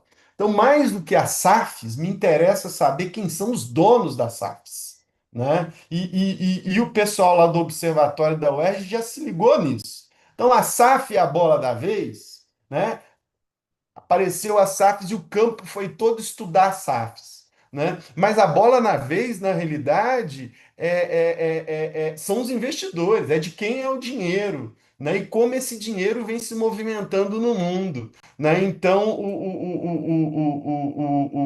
o pessoal do Observatório Social do Futebol lá, da UERJ, já percebeu isso e já há uma inflexão da discussão deles, tanto das SAFs, mas agora incorporando o fenômeno dos multiclubes, né, que eles são a expressão mais desenvolvida desse processo da presença de investidores globais no futebol. E no processo de doutorado, de pós-doutorado, Anderson, eu tive a felicidade de me deparar com esse texto que faz uma revisão sistemática sobre os investidores no futebol. Que se essa discussão é recente no Brasil, né, na Europa, olhem só quando ela começa. Desde 81 já tem um debate e produção científica acerca do investimento privado no futebol. Né? Agora, à medida que a financiarização avança no tempo, né, a lógica ou a produção do conhecimento acompanha a história. Né? Então, à medida, é o que o Marx coloca, né? A sociedade, o pesquisador só coloca problemas que ele é capaz de responder. Então, à medida que a lógica da empresarização e da financiarização se desenvolve, né? As pessoas, a academia acompanha e começa a estudar isso. Né? Então, aqui a produção do conhecimento acompanha o próprio desenvolvimento da financiarização do futebol, e por isso a produção é concentrada na Inglaterra e no Reino Unido. É quem mais produz sobre esse tema. Então, isso quer dizer o seguinte, principalmente aí os estudantes de graduação, né? A turma aí de CEPCOL, de CEPCOM, né? Estudem inglês, né? Eu falo para os meus orientandos, né? Estudem inglês, né? Se a gente quer entender, né, o debate mais desenvolvido e a discussão mais desenvolvida sobre a economia do futebol, a gente tem que ir para o platô de observação mais desenvolvido, que é a Premier League, né? Que é a Premier League. Então, Marx, quando vai para a Inglaterra estudar o sistema industrial, ele não faz isso por acaso. né? Ele entende que lá era o mais desenvolvido. A gente tem que olhar, portanto, para o mais desenvolvido e a produção do conhecimento aqui. Esse estudo traz evidências que eles têm a produção mais desenvolvida. Agora, o que que há de marxismo aqui dentro? Tem marxismo aqui dentro. A gente precisa localizar e precisa dialogar com eles, né? Então, esse é um desafio também para o nosso campo. Esse estudo vai identificar diferentes objetivos desses investidores, mas o que prevalece é o objetivo econômico, tá? O que eu vou trazer aqui agora é só o seguinte, né? Que eu não vou ter tempo para apresentar todos os resultados desse estudo. A gente pode construir, viu, Anderson, um outro momento para isso. Vou fazer a apresentação parcial disso lá no encontro de Ouro Preto, né? Do INCT do futebol. Mas eu só quero chamar a atenção de que hoje, ou melhor, em 26, esses eram os vetores de valorização da La Liga, né? Então, ou seja, os clubes, para ter melhor resultados, eles precisariam de melhor infraestrutura, de mais inovação em termos de tecnologias, né? Mas principalmente aqui no que diz respeito à coibição da pirataria, e a La Liga avançou nisso, e também na produção de dados sobre os torcedores, né? Porque toda a produção de dados de torcedores, segundo me fugiu o nome do presidente lá da La Liga, o Tebas, né?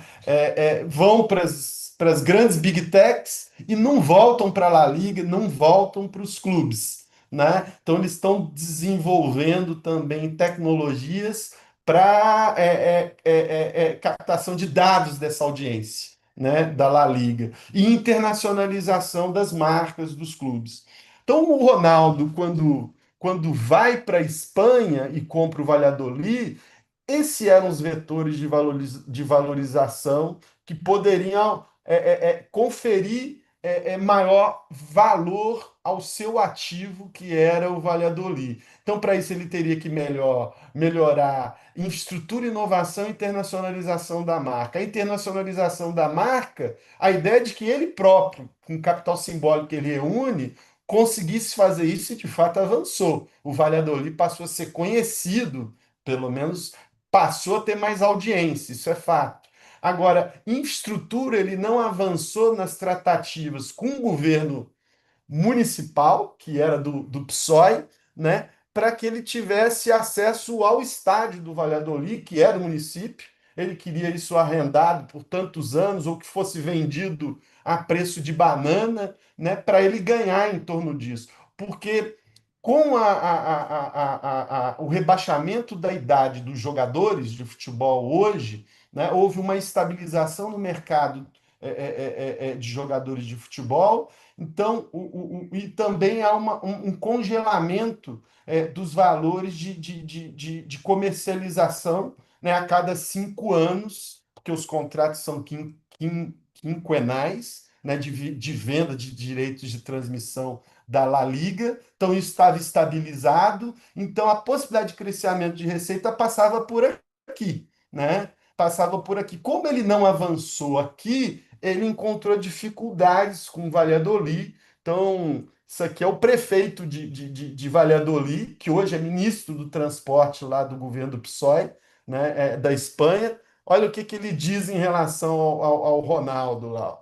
Esse cara não sabe onde ele está, não sabe onde ele veio. Está querendo o estádio de graça, né? E como ele não conseguiu isso, né, ele não conseguiu a possibilidade de valorização. Na Espanha, todos os clubes estão hoje mudando, reformando seus estádios. Todos os clubes estão investindo em novas tecnologias para captação de dados, seus programas de sócio-torcedor, né?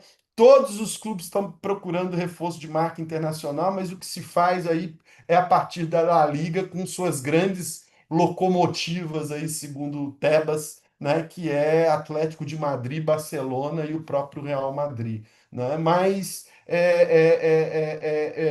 a infraestrutura era fundamental. E com isso, o Ronaldo não conseguiu produzir resultado esportivo com o Valladolid, passou a enfrentar resistências e vendeu o Valladolid, né? Então, esse Valladolid, eu tive lá então em maio do ano passado, e no Cruzeiro a lógica não foi diferente. Só que, né, no Valladolid ele empata praticamente o jogo em termos do ganha-ganha financeiro aí. Ele vende pelo preço que ele, que ele, que ele comprou praticamente, né? Em função de todos os percalços que ele encontrou lá. Já no Cruzeiro, ele tem um ganho de 200% daquilo que ele colocou, né? Então, o aprendizado em Valladolid fez ele acelerar o ciclo no Cruzeiro. Ele comprou e vendeu o Cruzeiro muito rápido, no momento de alta do Cruzeiro, né? Mas o que essa experiência, estudo, que eu não tenho condições de apresentar ali na íntegra para vocês, mais me ensina sobre o avanço da financiarização no futebol? É que, né, uma vez eu ouvi do Irlan o seguinte: olha, do futebol, né? Futebol não se ganha, futebol vai sempre perder. Futebol é prejuízo. Lembrei, essa foi a afirmação dele. Futebol é prejuízo, né? O futebol é prejuízo quando você olha para o movimento do caixa operacional do clube. Mas não é o caixa operacional do clube que ofere rendimentos ou acumulação, né? O ganho econômico principal do Ronaldo aqui foi com especulação a partir da compra e venda de um ativo, de uma propriedade, renda de propriedade, né? E capital fictício. São, portanto, as categorias teóricas aqui do marxismo que nos ajudam a compreender esse movimento. Isso sem falar do ganho do Ronaldo em relação ao capital total, né? Quando você vê esses movimentos, e agora para fechar mesmo, quando você vê esses movimentos de grandes investidores em torno do futebol, né? Mesmo através desses fundos privados, né? São fundos que investem no entretenimento, que investem na Disney e que aí vão investir também na Premier League. Portanto, há uma convergência dos negócios. O Ronaldo também tinha isso. O Ronaldo tem várias empresas. Então, ele no Valladolid, ele não ganhou diretamente com a compra e venda do Valladolid, mas ele comprou com a venda e compra e negócios sobre jogadores de outros ativos. Ele ganhou com a compra e venda de outros ativos e de outros negócios que ele tem também de outras empresas. Um exemplo, ele tem uma produtora de vídeos, né, que interessa aí o mundo. Essa produtora de vídeos fez a produção de um documentário sobre o próprio Ronaldo. Então, ele fez um documentário sobre ele mesmo enquanto presidente do Valladolid. E que, num acordo, eu esqueci qual que foi a plataforma que comercializou mundialmente esse documentário, né? Num acordo com essa plataforma que ele fez isso. Então, há uma sinergia de investimentos, né? Portanto, o investimento não é só no Real Valladolid, não é só no Cruzeiro, né? E isso, né, o que está para o Ronaldo está para todos os investidores. Isso que eu tô querendo dizer, né? Então, mas eu acho que o grande achado aqui diz respeito a esse movimento, que o futebol dá prejuízo se a gente examina o capital do clube. Mas se a gente examina o capital total do investidor, né, e o ganho também, sob o ponto de vista especulativo, né, futebol não dá prejuízo, não dá prejuízo, né? Então, esse o debate que eu queria apresentar para vocês, né? Sobre essa última pesquisa em particular, fica aqui um agradecimento ao GFUT, porque foi o professor Silvio que me acolheu lá na UFMG e também me colocou em contato com o professor Ramon Lopes Guig, lá da Universidade de Valência, né? Então eu fico por aqui, né? Parabéns pelo seminário, obrigado pela oportunidade e fico, né? Penso que esse evento seja aí um ponto de partida, Anderson. Parabéns a vocês do CEPCOM, né? Para a gente ampliar cada vez mais esse diálogo aí entre marxistas que têm se dedicado aí a essa temática do futebol. Obrigado, gente, e desculpa também por me estender com o tempo. Muito obrigada, professor Fernando. Agora nós vamos abrir para perguntas. Quem tiver, como a gente tem a opção do chat e falar ou ligar aqui o microfone, fiquem à vontade. Vamos dar um tempinho para ver se temos alguma dúvida. Se não tiver, já tenho duas aqui, pelo menos.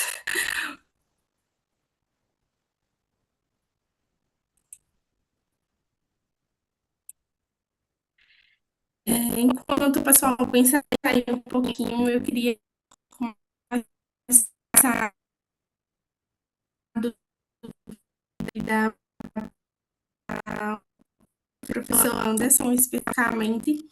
Eu gostaria de saber, Copa do Mundo, né, como ele avalia essas mudanças na disputa pelos direitos de transmissão e o papel das plataformas de streaming nesse contexto. Essa talvez tenha sido a grande discussão durante a Copa do Mundo, né? Porque se reverberou também nas questões de publicidade, né? De como essas empresas fizeram isso e acho que até semana passada estava dando entrevista ainda para falar de transmissão. Curiosamente, Fernando e Marcelo para Fecomércio, para uma revista da Fecomércio de São Paulo, assim, fiquei até surpreso quando disse em casa, não, é para Fecomércio, minha esposa olhou e falou, não, mas Fecomércio, como assim? Para ver como isso reverberou nessa mudança de cenário econômico. E aí tá até encerrando um texto para outra revista essa semana sobre isso, que na verdade foi uma escolha do Grupo Globo que abriu um novo concorrente, né? Em síntese, é isso, a Globo desiste da exclusividade e aí na época, em 2022, né, nenhuma empresa se interessou em concorrer com a Globo, né, na TV aberta para transmitir pela internet, e aí surge a Live Mode cria a Casé TV com Casimiro, que nesses 4 anos vai constituindo tudo aquilo que seriam as marcas de relacionamento com torcedor e torcedor, né, mais direto, com outros produtos inclusive, né, tem canal específico para tênis, vai transmitir jogos pan-americanos, que era algo que ninguém queria transmitir, né, era direito da Record que abandona isso pós-pandemia, e aí chega num sentido inverso, né? Acho que em 2026 a gente tem uma quebra que é a primeira vez que o Grupo Globo não tem o que eu chamei na minha dissertação, o direito de decidir quem vai transmitir as partidas, né? Então, que é o que a gente vê mesmo na Copa do Brasil, com a Amazon Prime e outros processos. Mas ao mesmo tempo é necessário ter um cuidado, né, com a gente, né, especialmente por questões, curiosamente por questões políticas, a direita acha que a Globo é progressista, né?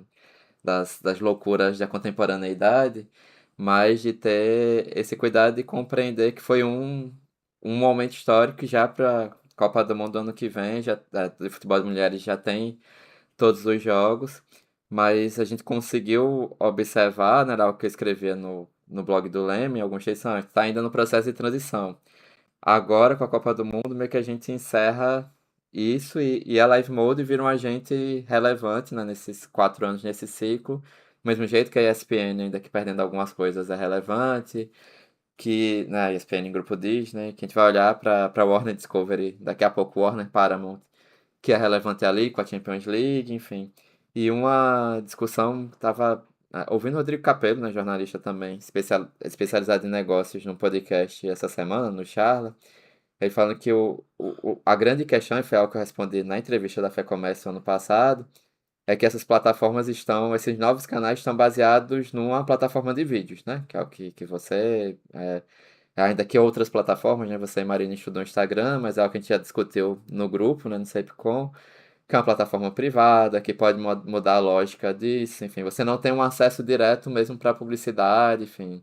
À toa que a Live Mode com a Casé TV tem um esquema de publicidade muito do tradicional, né? Que vai ter lá o Merchan, vai ter lá outros elementos para fazer a publicidade na tela, porque não dá para viver só do que gera de recursos pela transmissão. E aí, isso gera também problemas no delay, transmissão, enfim. A Casa TV está pulverizando isso no Disney Plus, com Prime Video transmitindo também, com as TVs conectadas, né? A Samsung TV, eu acho que na LG também, no que dá de alguns contratos, porque ao mesmo tempo a Globo ainda tem a visibilidade e a forma mais prática de transmitir. Tem lá o streaming, que funciona mal, o Globoplay, mas funciona. Tem agora a GTV, para o que dá também, mas que se tiver apenas mediado, né? Porque aí você tem quase que uma terceirização dessa plataforma. Apenas pelo YouTube, isso pode mudar de uma hora para outra, né? Então isso pode intercambiar, ainda que a Livemode tenha feito testes com o Facebook Watch, tenha feito testes com o Twitter, com transmissão no Twitter, né? Agora X, no TikTok. Enfim, né, tenha feito na Twitch também, que é de onde vem o Casimiro especialmente, né? Mas é necessário também tomar este cuidado, porque se eles não conseguirem de alguma forma alguma autonomia em relação à plataforma de transmissão, eles podem vir a ter problemas como já tiveram com a Twitch, com transmissão do Campeonato Francês, que derrubava o sinal achando que era pirataria, e eles abandonaram a Twitch desde então, porque não ia rolar. E aí, porque quando a gente olha só para o lado positivo da Casa TV, né, disruptivo, inovador, enfim, todos os termos que o pessoal da tecnologia ama, especialmente na comunicação quando aparece algo diferente, né? Mas é necessário pensar que a Globo não vai parar suas estratégias de concorrência, como não parou em relação à Netflix, em relação a outros agentes, ou como não parou na TV fechada com Disney e com outros tantos canais, né? Ela continua forte do seu jeito em cada um deles, especialmente os conteúdos nacionais, que a Casa TV também tem algumas coisas que a plataforma que ela dá não é dela.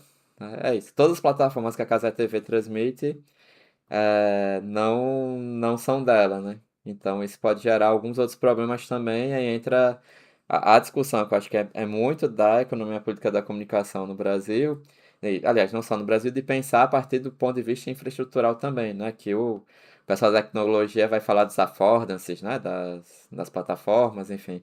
Que nesse caso há uma dependência direta da Casa TV, que a Globo não necessariamente depende disso. Ela tem, pelo sistema de concessão, ela tem as possibilidades dela, na TV fechada também, né? Tem a discussão TV 3.0 para adaptar a lógica de aplicativos, mas que, né, tem que ter uma prioridade para a TV, enfim, então ainda tem provavelmente uma vida longa a partir disso, né? Então mas é interessante ver que foi a partir da transmissão midiática que gerou uma série de discussões, né, sobre estruturas de mercado, concorrência, a discussão importantíssima, né, sobre os efeitos das apostas esportivas no Brasil, porque se não tivesse a Copa do Mundo, provavelmente a gente não teria tido nenhuma regulamentação nova sobre isso, ia continuar as pessoas adoecendo e gastando dinheiro, tendo problemas financeiros decorrentes disso, né? A Copa foi um marco também relevante para isso, né?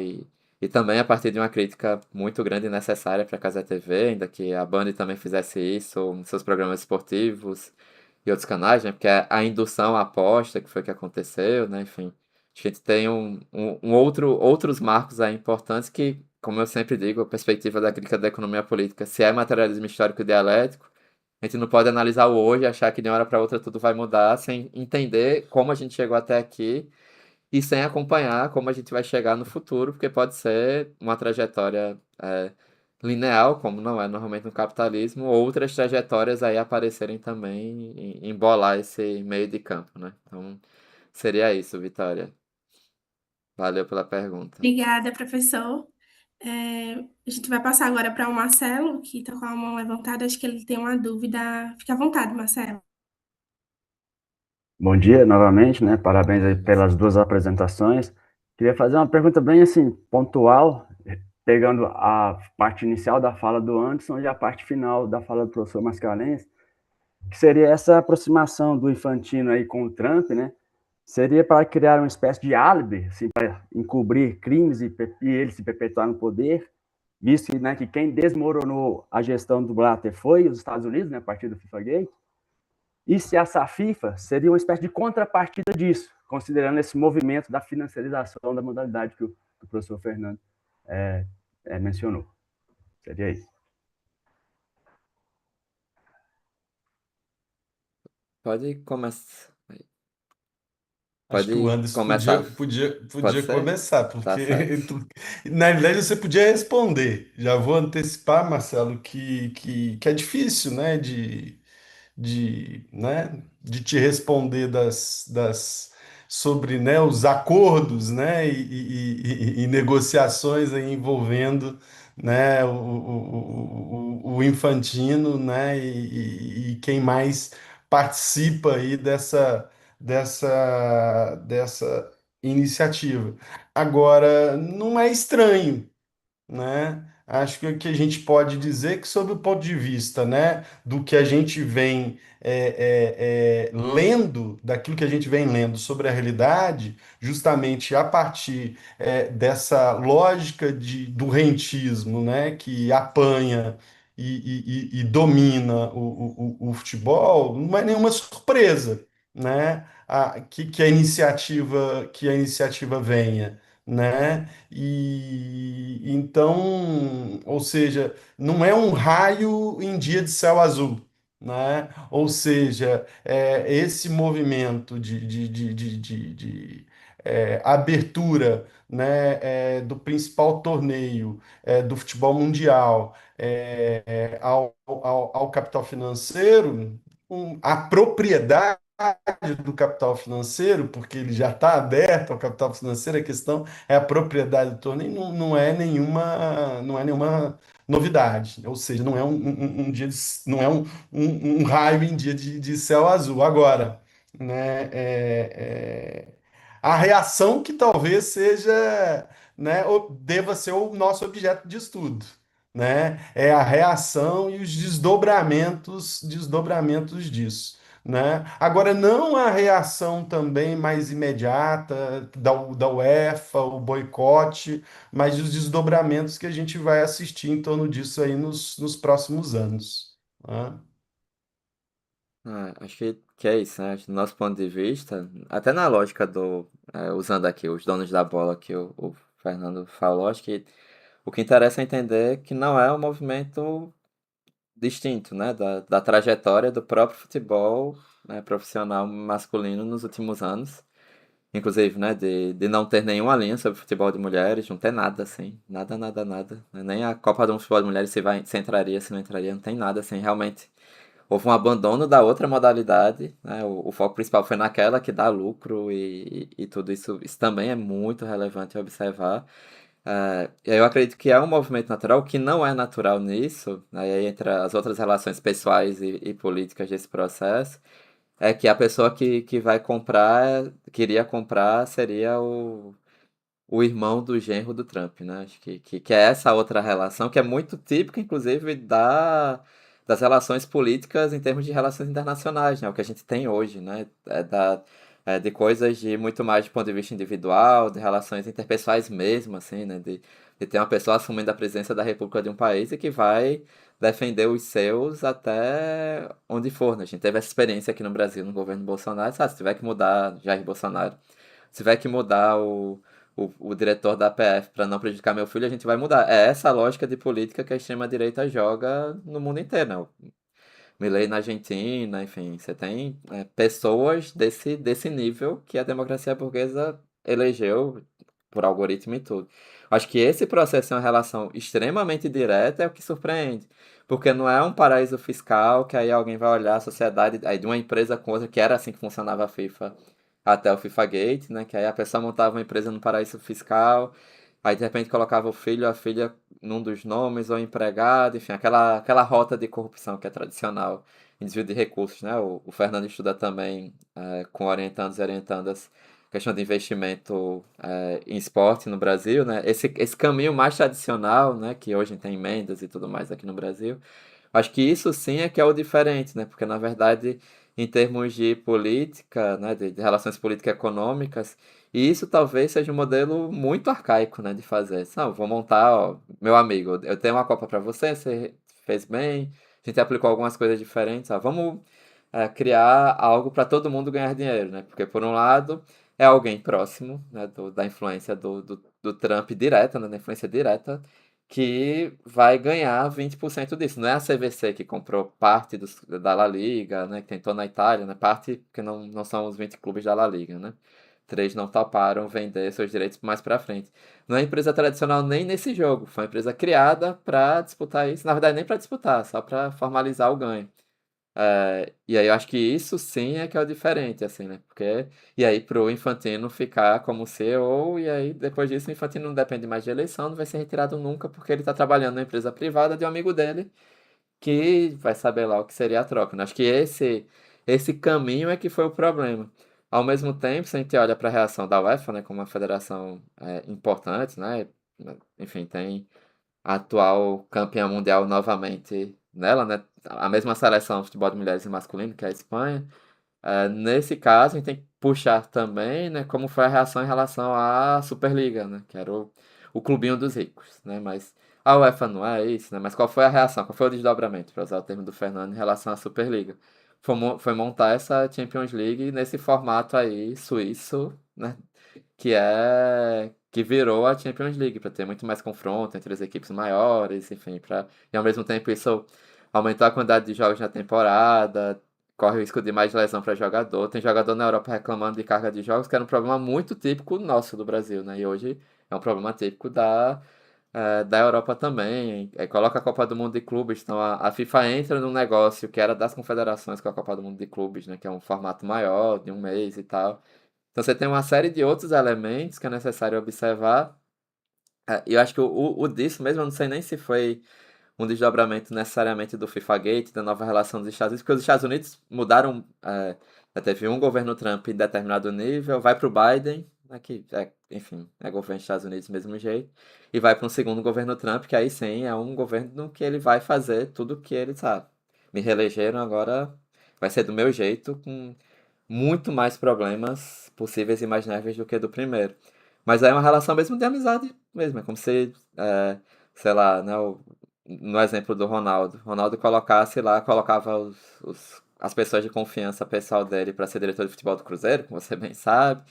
E aí dá errado, aí a torcida começa a reclamar e reclamar também. No caso da FIFA, não tem uma torcida, ao contrário do que a FIFA disse do futebol mundial. Na Superliga Europeia teve, né? As torcidas foram pra rua, resistiram e o processo foi muito revisto, talvez muito mais pela mercadoria audiência, para usar os nossos termos teóricos, do que, né, enquanto resistência torcedora, do que necessariamente porque os clubes, porque a UEFA bateu de frente, não. Né? Inclusive teve decisão no âmbito concorrencial europeu, que não, pode. Futebol não tem propriedade mesmo, então poderia ter uma Superliga. Para agora, né, já é uma porcentagem menor, acho que o que bateu foi que ficou muito evidente que era uma relação de parceria mesmo individual, né, de uma relação pessoal estabelecida Trump e Infantino em que todo mundo ganharia, né? Alguém da família dele ganharia e o Infantino ganharia porque ficaria mais tempo. E aí esse movimento do Infantino não é novo também, né? Ainda que hoje seja diretor de futebol do Corinthians, o Marcelo Paes faz isso no Fortaleza, né? E olha que eu defendo Fortaleza até determinado momento, como um exemplo de clube associativo, longe do eixo, inclusive, que ninguém fala, que conseguiu adaptar a gestão. O Bahia também em determinado momento, mas enfim. O Bahia ainda tem um processo de democratização até chegar no grupo City. Mas, no caso do Fortaleza, o Marcelo Paes cria uma SAF, que a maior parte do percentual ia ficar com o clube. Até hoje, ninguém se interessou, porque aqui no Brasil ninguém quer investir só em partes, né? Quer investir, a não ser o caso do Atlético, que por outras relações com o Vorcaro e todo mundo, porque aí, né, os Menin e companhia revendem partes e aí é coisa para a Polícia Federal talvez investigar também. Mas no caso do Fortaleza, ninguém quer essa parte, mas o Marcelo Paes deixa de ser presidente e vira o primeiro CEO do Fortaleza, porque ele não precisaria passar mais por eleição, né? Ele é indicado pelo conselho da SAF, que tem parte do clube, mas assim, quando ele quis sair do Fortaleza, ele saiu. Foi isso. E aí tem outras pessoas, o Belintani no Bahia recupera o clube e vira um agente importante de SAF, né? Inclusive com Londrina.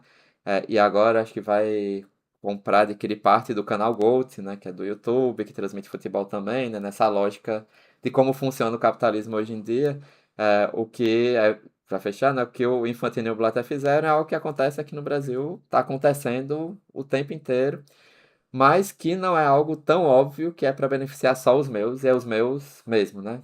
Eu nem finjo, nem crio uma empresa no paraíso fiscal para isso, não. Fica muito claro que, ó, são as mesmas pessoas. Eu acho que isso também bateu, assim, em alguns lugares, que poxa, né, na hora de dividir o bolo, você vai...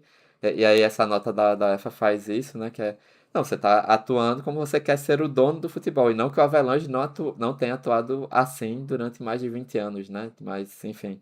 O que muda é que ficou muito escancarado e que é uma relação muito óbvia da extrema-direita no mundo inteiro, né? A extrema-direita se beneficia, inclusive, economicamente.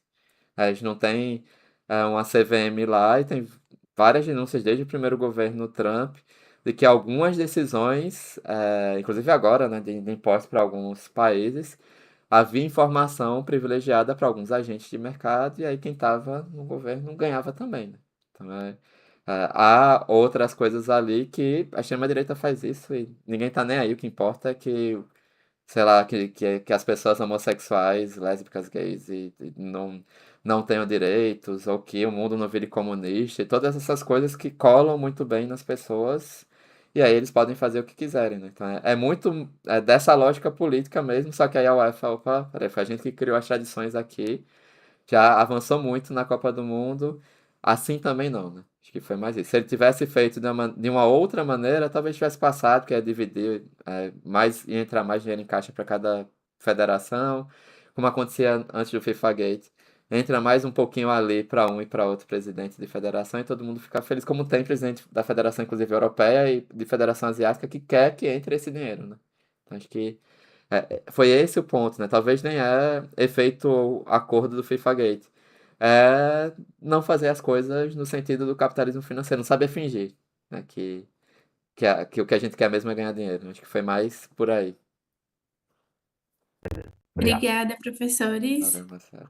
Eu acho que a gente já pode caminhar para o final da mesa, porque já nos aproximamos de 2 horas de seminário. Eu agradeço mais uma vez aos professores. Vocês querem fazer algumas considerações finais, professores? Se quiserem, fiquem à vontade. Ou eu posso seguir e encerrar. Não, da minha parte, é só convidar quem estava aqui para estar à tarde, a partir das 2h30. A gente tem as apresentações do Nadson Reis, Marcelo Rezende, da Fernanda Hagen. Então, nomes que já apareceram aqui comigo e com o Fernando estarão também mais tarde. Novamente deixar o CEPCOM FAO à disposição, né, para contatos, é algo que falo muito, inclusive para orientações no mestrado, outras parcerias, né. Eu não estou, né, Marina e Vitória, não estou renegando as orientações que estão agora, né, mas só para dizer que né, a gente quer desenvolver isso e a gente vem desenvolvendo a iniciação científica, né, avançar também para o mestrado, para outras possibilidades. Em Londrina, talvez, quem sabe, a gente avançou na avaliação, né, do programa, então talvez aí em um ano ou 2 anos a gente tenha também doutorado, então daria para aí sim pegar 4 anos e escolher um dos temas, como o Levante fez com Wagner, Marcelo e Nadson, né, a partir da orientação do Marcelo, do Fernando, para a gente avançar nessas questões também, né? Então é isso, é mais dizer que está à disposição e que sigam também com a gente à tarde, que aí tem mais desses temas um pouquinho mais descritos do que a gente falou aqui. Eu também queria só, Mariana, agradecer vocês, parabenizar pela iniciativa, né, reiterar aqui, né, aquilo que eu coloquei no início, né, desse sentimento, né, de ver esse seminário em perspectiva de movimento, né, aquilo que se inicia lá atrás, a partir do diálogo aí do Anderson com o Wagner, agora se amplia, né? Ver já aí também o fruto do nosso trabalho aqui, né? Com o Marcelo e com o Nadson aí na contribuição deles à tarde no debate junto com a Fernanda, né? Agradecer aí também os presentes. Estou vendo aqui o Irlan registrou, né, a presença ali no chat. Acho que dentre, né, os autores aí da discussão econômica do futebol no Brasil, acho que além do Anderson, do Irlan, né, e do Prony, que acho que foi um percussor aí, não marxista, mas um percussor nesse debate, são os autores principais aí com os quais a gente dialoga, né, Marcelo? Então, feliz por isso, né? A gente no Avante, no Levante, Marcelo, eu, Nadson e também, né, o Wagner lá atrás, sempre tivemos um debate muito para dentro da educação física, né? E agora, né, formalizando na forma de um seminário, né, essa interlocução com vocês da comunicação através do CEPCOM, eu acho que amplia aí possibilidade de diálogo, como eu coloquei antes, e de construção coletiva, né, de conhecimento acerca desse objeto aí que é o futebol profissional. Então, parabéns, obrigado e seguimos juntos aí à tarde. Muito obrigada pelas contribuições.